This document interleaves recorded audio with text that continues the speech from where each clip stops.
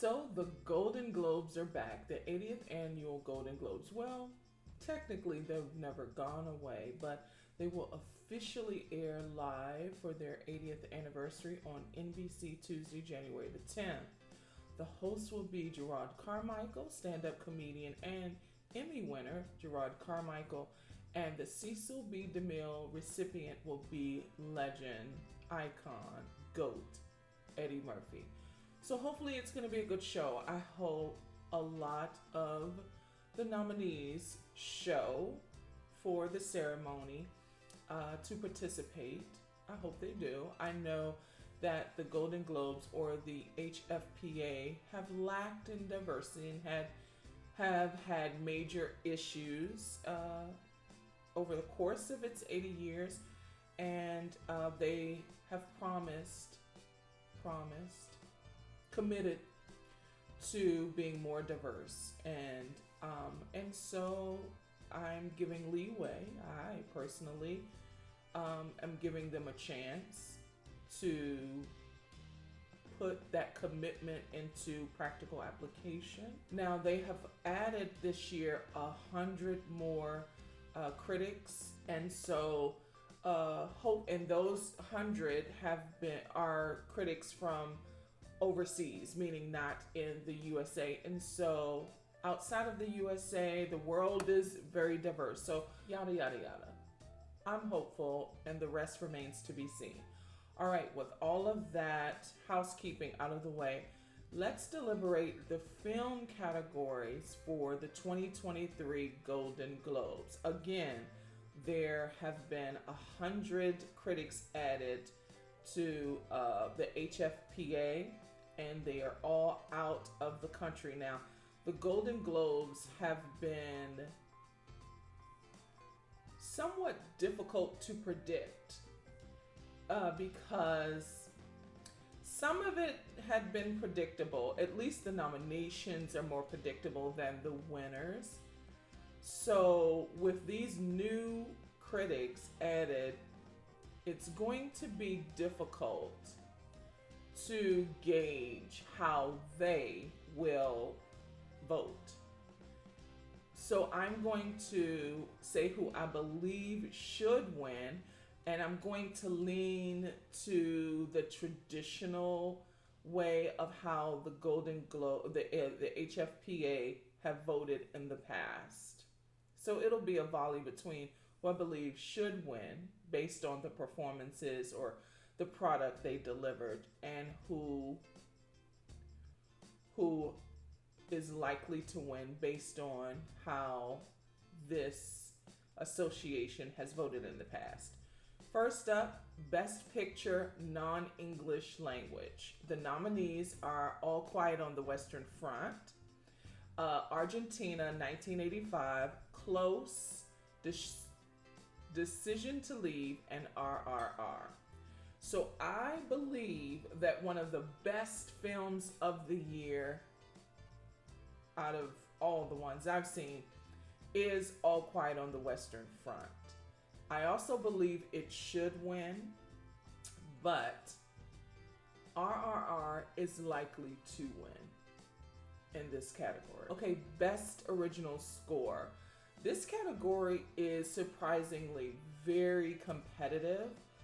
You have Burwell for Banshees, Desplat for GDT's Pinocchio, Gudna Daughter for Women Talking. That's a beautiful score, but it sounds very stagey. Hurwitz for Babylon, and John Williams for The Fabelmans. I think The Fabelmans score is exceptional, but for me, I think Babylon, because it's very jazz, not just jazz influence, it's very jazzy. And that out of all of these, with the classical pieces, the jazz piece speaks to me on an emotional level. I think the Babylon score, for me, is the best of the year, but the Fabelmans has a really good score. So John Williams is likely to win, even though I think Babylon should, or rather, Hurwitz should win. Again, next category, Best Song Motion Picture. So you have Where the Crawdads Sing, Carolina. You have GDT's Ciao Papa, Top Gun Maverick, Hold My Hand, Black Panther, Wakanda Forever, Lift Me Up, and RRR, Natu Natu. Out of this crew, I think Natu Natu is very deserving. But it's likely to go to Lady Gaga. She is an international sensation. She's an international superstar. Rihanna is too, but it's been, quite some years since Rihanna has released music. Now, Taylor Swift obviously is also an international star, but I think Lady Gaga reaches the international crowd, especially critics, a lot more. Like, she plays the game, and I don't mean she plays a game. I mean she plays the game. She promotes, and she's in there. She knows how to sell herself, sell the movie, and sell the song. I really do believe that she will win, although I think Natu Natu should win. All right, next category, Best Screenplay Motion Picture. You have Todd Field for Tar. I've read all of these, by the way. The Daniels for Everything Everywhere All at Once. Martin McDonagh for Banshees. Sarah Polley for Women Talking. Tony Kushner and Spielberg for The Fabelmans. I've read literally all of these screenplays, and I'll tell you, this is very, very tough.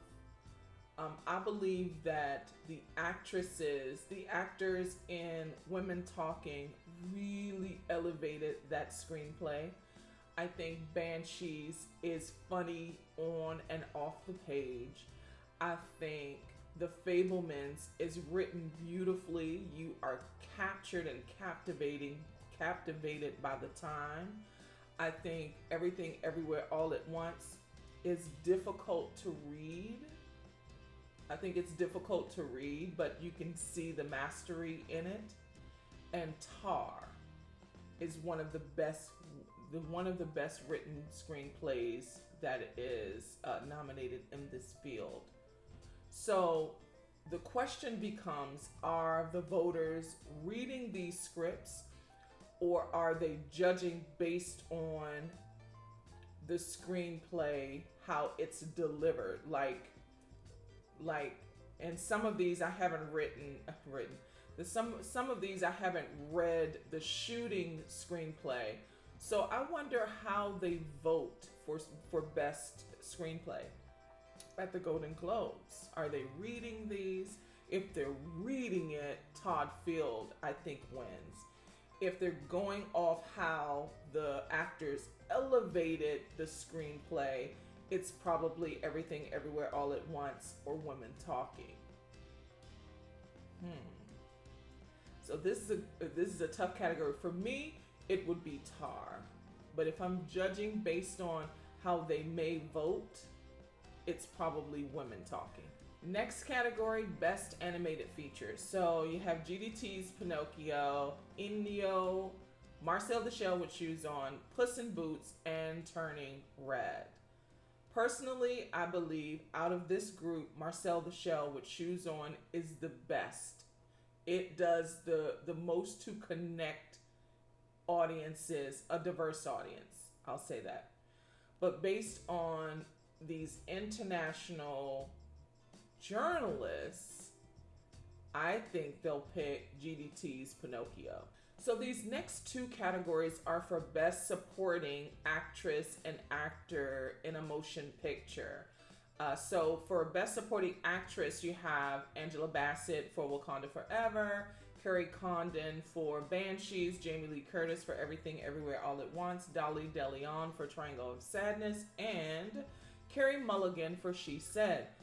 Really diverse mix of actresses. I believe that they are all deserving. My personal pick is Angela Bassett. I believe what she delivered in Wakanda Forever, every scene is packed with so much emotion. She meant every word she delivered. I love that. Now, I also love Dolly DeLeon's performance in Triangle of Sadness. She steals the entire third act of that film, And then also, even in the second act, when she is appearing in the background, she's still giving you a performance. I am rooting for her to get an Oscar nomination for that role. She is fantastic in Triangle of Sadness. Those are my two favorite, but any of these women, any of these supporting actresses could win and I would be fine. But my personal favorite is for Angela Bassett, and I think Carrie in maybe if it were last year, I think Condon would like run away with this. But I think Angela Bassett is going to win this one. I really think that they're going to vote for Angela Bassett, and I'm not even sure if the narrative is career, because you have Jamie Lee Curtis with that same narrative. So I don't even think it's career. I just think that this performance from Angela Bassett encapsulates her career and really captivated the audience in a way that when you leave the movie, when you finished watching the movie, her performance is the one that continually lingers. And so I think Angela Bassett will win that one. Next, Best Supporting Actor Motion Picture: Brendan Gleeson for Banshees, Barry Keoghan for Banshees, Brad Pitt for Babylon, Ke Huy Quan for Everything Everywhere All at Once, and Eddie Redmayne for The Good Nurse. Now, Eddie Redmayne steals that third act. Wow, what a performance he delivers. But I think the third act is probably the only part of that performance that is the most memorable of the entire film. Quan, now this wasn't early in the year, just wasn't the favorite performance for me, because I think Stephanie Sue and Michelle Yeoh captivated me in that movie the most. Brad Pitt has a moment in Babylon. Babylon is one of my favorite movies of the year. Brad Pitt really steps up his game. I think he doesn't win in this category. Barry Keoghan, also a scene stealer in Banshees. But if we're talking about a masterful performance, I think that Brendan Gleeson really delivers. And I think he's going to win the Oscar when he's nominated for this one in a couple of weeks. But for this award show, I think that Ke Huy Quan is undeniable and will win the Golden Globe for his performance in Everything Everywhere All at Once. Now we're getting down to the nitty gritty. So, next category is Best Actress Motion Picture Musical Comedy. You have Leslie Manville for Mrs. Harris Goes to Paris, Margot Robbie for Babylon, Anya Taylor-Joy for The Menu, Emma Thompson for Good Luck to You, Leo Grande, and Michelle Yeoh for Everything Everywhere All at Once. Altogether, Michelle Yeoh is winning this category. Now, please see Babylon. Margot Robbie gives her best performance of her career. And let me tell you, she's been in a lot of stuff. And I loved Emma Thompson, especially that final scene. Emma Thompson in Good Luck to You, Leo Grande. The Menu wasn't my favorite, and my favorite coming out of that is Hung Chau. So, I don't know. But what I know for sure is that Michelle Yeoh is going to win this category, and she deserves to win. Next category is Best Actor Motion Picture Musical Comedy. The nominees are Diego Calva for Babylon. He's so great in that movie. Daniel Craig for Glass Onion. Adam Driver for White Noise. This is a tough category. Colin Farrell for Banshees, and Ray Fiennes for The Menu. Wow. Everybody is so good in this category. I thought I was going to hate White Noise. Adam Driver really delivers. He really delivers. Colin Farrell is likely to win this category, but don't sleep on Diego Calva. Diego Calva really elevated that role. So it's gonna be Colin Farrell. Like he's going to win this one. All of them deserve it, but will he deserve to win? Absolutely, he deserves to win. My personal pick would be Adam Driver, but Colin Farrell's going to win this one, hands down. These next two categories are motion picture drama. You have Best Actress, Motion Picture Drama, and Best Actor, Motion Picture Drama.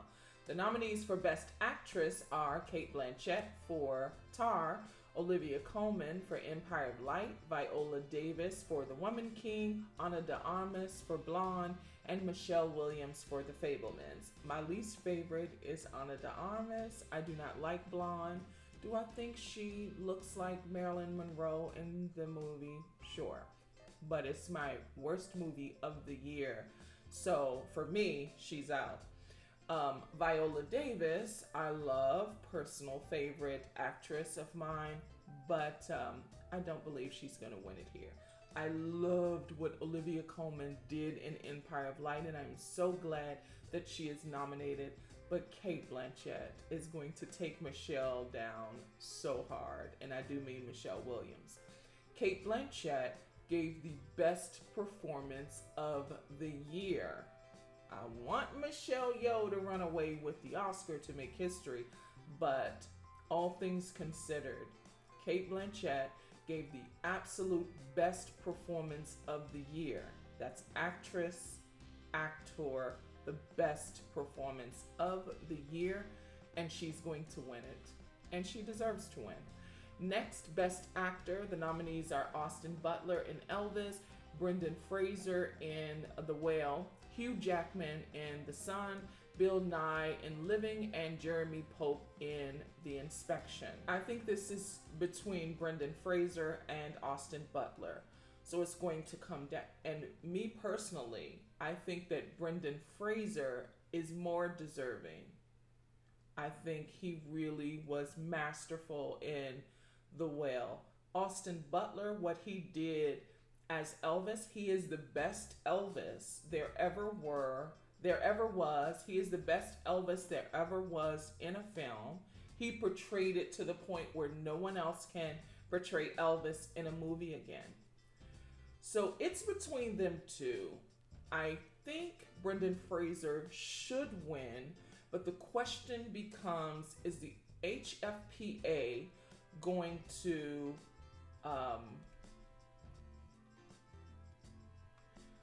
it comes down to, is the HFPA going to penalize Brendan Fraser for being a victim of one of its members, one of its past members? Are they going to penalize him for that and penalize him for not wanting to participate in the ceremony this year? Is it going to come down to politics, or are they going to prove to us in this immediate moment that they have before them? Are they going to prove to us that that's in the past and they're looking to be a new institution where they are more diverse and more welcoming and are no longer tolerant of those past behaviors of its members? Are they going to prove to us that they are different and that they're changed? That's what we need to know. If that is the case, then Brendan Fraser wins this hands down. If it's the same old, and he's deserving, but if it's the same old, Austin Butler is going to win. Here, I believe that they will prove to us that they are about change and that Brendan Fraser will win it. I hope that I'm right. The next category is a doozy. This is a tough one. I can't even imagine how tough it was for them to vote in this category. So you have this Best Director Motion Picture, James Cameron for Avatar: The Way of Water, the Daniels for Everything Everywhere All at Once, Baz Luhrmann for Elvis, Martin McDonagh for Banshees, and Steven Spielberg for The Fabelmans. This is a tough category. Do you give it to the greatest director, arguably the greatest director that ever lived or living, or do you give it to James Cameron, who had the greatest achievement in directing? Now, here's the thing. You have someone who's worked on his film for a decade. Is that deserving of Best Director? And then you have the directors who've been working on their project maybe since the pandemic or, during the pandemic. So you have someone with a 10-year head start and technical achievement who's like the box office king? Or do you give it to the director, the greatest living, like I said, who can do it in his sleep and kind of did, in my opinion, The Fabelmans? Or do you give it to Martin McDonagh? With me, Banshees was a good movie, but it had editing issues. Nobody agrees with me on that, but that's what I saw. Baz Luhrmann, for me, it was a mess. I think it was his worst. I liked the performance from Austin Butler. The rest of it, I didn't really. It just was all over the place for me. Or the Daniels. There are two directors, and I always, that's a notch down for me if it took two of you. I know that's probably wild, but it took two of you. But you think, okay, so you have these titans of industry, Baz Luhrmann, Steven Spielberg, James Cameron, even Martin McDonagh, going up against, the Daniels. So this is a really tough category. Do I think James Cameron runs away with it because it's fresh on everyone's mind? Probably.